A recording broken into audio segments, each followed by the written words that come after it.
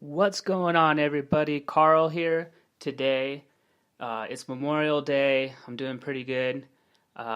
Just been reading a lot of books, getting educated. You know what I do? I'm kind of a nerd. I like to watch a lot of videos on courses on how to improve my career in technology.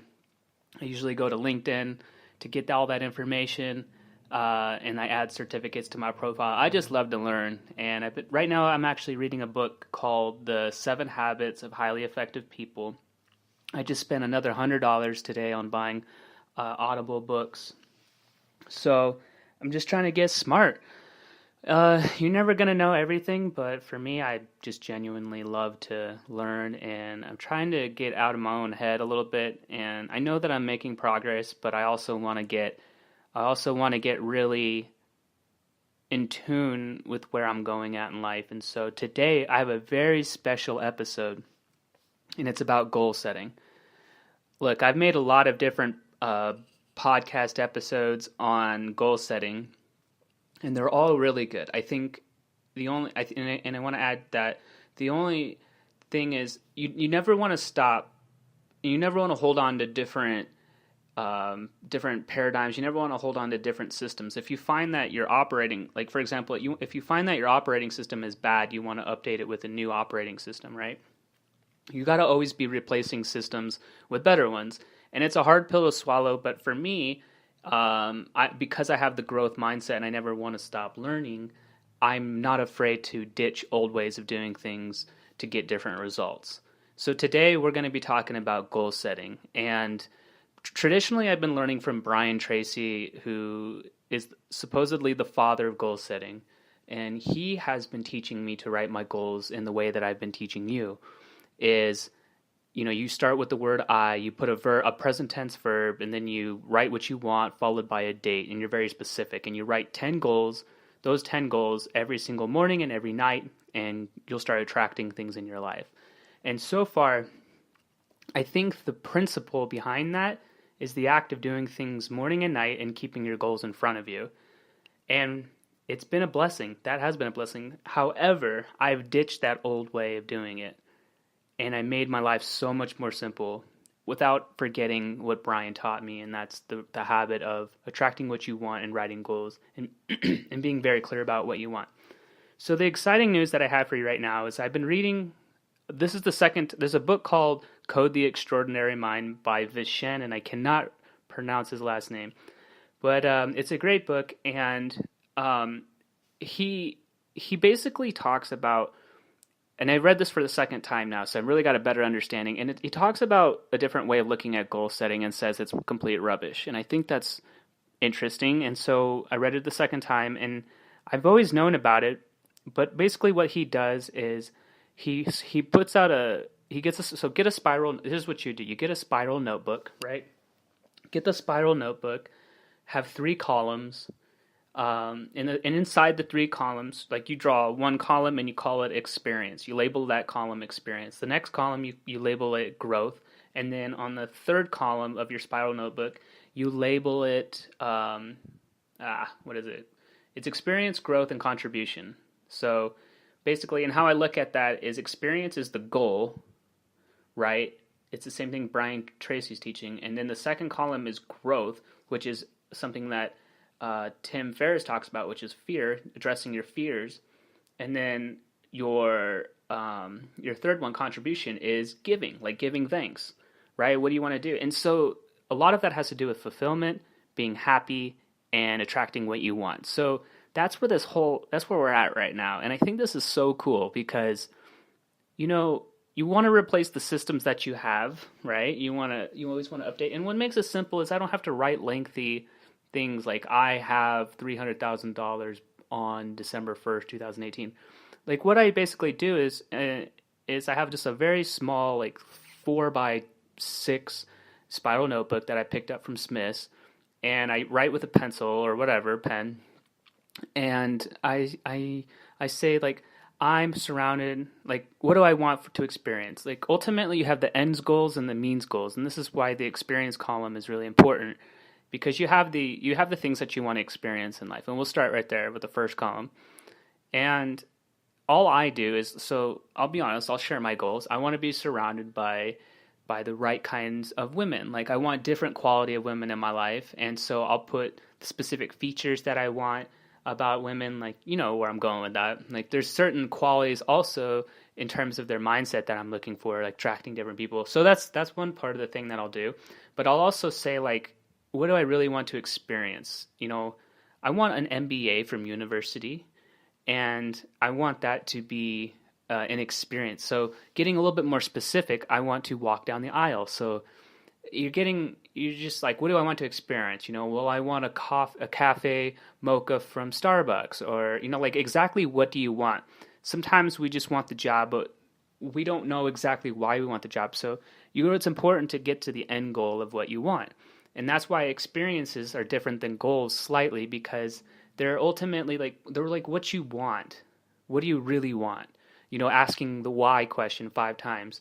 So another one would be, it's just, I don't know, it's really nice to be able to know exactly what you want, you know, instead of like, well, I got to go work for a company. Well, why do you want to work for a company? Because I want to meet someone at the cooler, you know, or I just want to learn how to do things. And so I always ask myself, like, because right now I'm studying, I'm kind of like halfway studying for the CCNA exam to be a network professional with like with network cables and cyber hacking. I'm like, well, why do I want this certificate?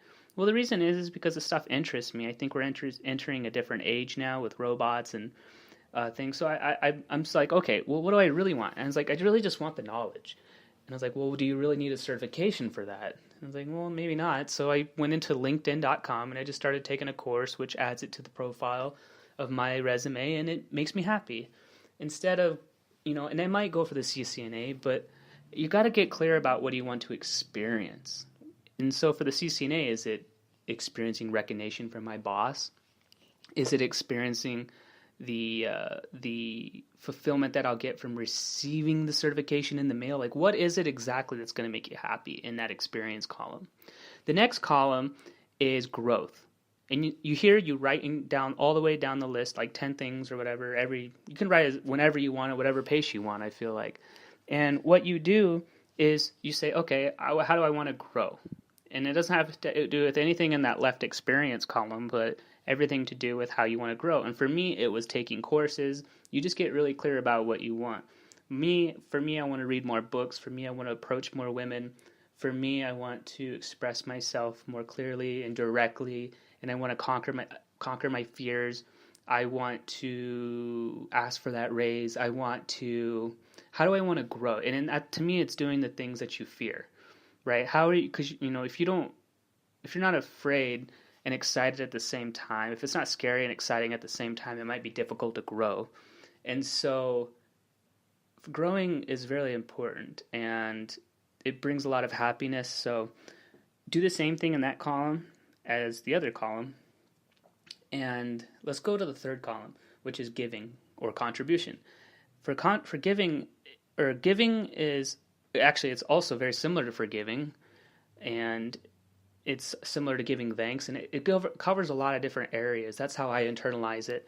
And so when you start writing about how you want to give back to life, giving back to this world, you can easily, you know, start listing things. Like for me, I wanted to buy somebody a car. You know, I wanted to buy somebody a coffee. I wanted to pay for their groceries. I wanted to make this podcast. I want to share the things I know about computers. I want to share with the world the things I've learned from my relationships. I want to volunteer, donate to the church. There's so many different things you can do, and you just keep listing. And eventually, what happens when you start, you know, keeping up with this spiral notebook of the 3 columns of experience, growth, and contribution, you typically, just today alone, I started getting more out of life. You know, it's really nice, and I think you start noticing that it's more of like, what do I want versus what society's telling me to do. You know, I feel it too. I feel like I got to get a degree. I feel like I got to do everything, and I'm starting to wonder: is this really what I want? Like, is this what I need? What do I really want? And so you got to get clear about the end goal. And I think this is so exciting because there's people who get it, and then there's people who don't. And for me, I think I kind of get things, and I don't regret getting the college degree, but I'm also looking at the debt and I'm like, man, I don't know if that was necessarily the right idea. I probably could have gotten just a job and still read books and gotten my different kind of education. And so you get what you pay for, and I don't regret going to college. I think I learned a lot, but was it really worth the $40,000 worth of debt? Maybe not. Do I separate myself from somebody else in the job market? I don't know. I'm really still learning a whole lot about this job market, and going into debt, is debt's different than being smart. And so I think there's a lot of people who are going to resonate with me on here, and they're going to be like, yeah, dude, I knew that already. But did you know about the end goals versus the means goals? Getting really clear about what you want versus like what society tells you. So I think it's really interesting, and I wanted to share that with you. I'm reading another book right now called The 7 Habits of Highly Effective People, and he's talking about switching paradigms, and he told me to start teaching about what I know a little bit more, because when you teach others, it helps you learn better. I'm trying to remember what else I've been learning lately. Pretty much that goal setting thing I just showed you is pretty important. But right now, so the 7 habits of highly effective people is also talking about being able to see things from other people's perspectives. Other people's perspectives is really important. You want to always follow your own conscience. Make sure that you're listening to yourself, and it's really important to understand that you have a choice. That's what makes us human. You always have a choice, and you are in charge of determining how you're going to react to a certain situation, and nobody can make you feel inferior without your consent. And he was talking about the book Man's Search for Meaning when the doctor was in the concentration camp, I believe, and excruciating torture, people dying in gas chambers and stuff. And basically, he was saying was, no matter like what happens, you always have the choice, right? You always have a choice to determine about how you're going to respond to the situation. And so he always talked about responsibility. If you slowly pronounce the word, your ability to respond to a situation, to be proactive. And that led me to start thinking more about how I'm in charge of my life, and I have this choice, right? We live in a great country, America. We have the choice, and I think, and what he's saying is, it doesn't matter where you live, you always have a choice, right? No matter what political thing you're in, you always have a choice. Other than that, I've been reading this other book called 1984. I forgot who wrote it, but basically, I've been looking at how technology is changing so much with cameras everywhere, and I want to hack into some of these cameras. Like I think there's going to be a huge privacy concern these days with, and I want to be able to understand that in case I need to hack into a network, and to be able to as a professional, I'm not going to like steal information, but I want to understand how it works, and that's what I mean. And so I was walking down the street the other day and today as well, and I've been looking at all the cameras, and it reminded me of the book 1984 about how we're entering this privacy era where the machines are going to always be learning more about us, and that sort of thing. And so I was like, man, what a great time to go into networking, because I think they're all hooked up to cables.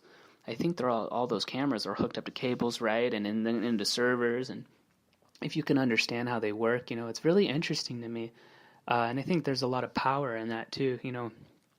I play fun at it, like I'm going to hack into your thing, but I'm really not that type of person. I'm just here to learn and to kind of protect myself too, but also because this stuff genuinely interests me. It never did before, and you get what you focus on. And so I think now I'm looking at like street lights, how they have the cameras there, and I was at the courthouse the other day and I was looking at the cameras there, and I can just I just like to walk by and just see how all the biometric security stuff is starting to get bigger and larger. And gosh, we're just entering such a scary and exciting time. Scary at the same time exciting, because there's going to be a lot of questionable political things, and business things, right? Where they're going to be looking at you and determining if you're trustworthy enough, and so it's never been a better time to clean up your act. There's never been a better time, ladies and gentlemen. So Stick with me. I'm going to, excuse me. I'm going to keep making more podcasts, obviously. This is the Wolf Official Show, baby. I've been working hard on LinkedIn, and I'm trying to step my game up there. I think that's a great place, especially for attracting good opportunities. And so stick with me. I can't wait to share with you some of these other books that I'm starting to read. I picked up a lot of really good books from Earl Nightingale to the Power of Persuasion, to Bob Proctor. Just some awesome things, man. We're talking about looking at life differently. Not looking at life just for the money, but the value that you give to people. And we're hitting such an interesting angle right now that I'm super excited. I never felt more alive.